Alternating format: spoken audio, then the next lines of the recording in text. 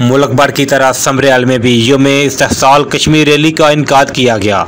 Rally में brigadier retired Mohammad Aslam Gumman, vice chairman anti corruption committee Punjab, साबिक chairman बल्दिया Sambrial Amin Qaiser Warraich, assistant commissioner Sambrial Izharul Haq Bajwa, DSP circle Sambrial Chaudhry Zulfiqar Virk और SHO Mohammad रियाज बाजवा के अलावा उलमा साजा समेत बच्चों और शहरियों की कसीर तादाद ने शिरकत की।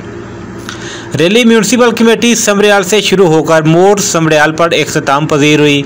रैली में किसी किस्म की हंगामी सूरत से निपटने के लिए सिक्योरिटी और रेस्क्यू घेराबंदी की इंतजामिया ने फुल प्रूफ इंतजाम कर रखे थे, जबकि इसी दौरान ट्रैफिक की रवानी को रवां दवा रखने के लिए ट्रैफिक पुलिस एहलकार अपने फ़राइज़ सर अंजाम देते रहे।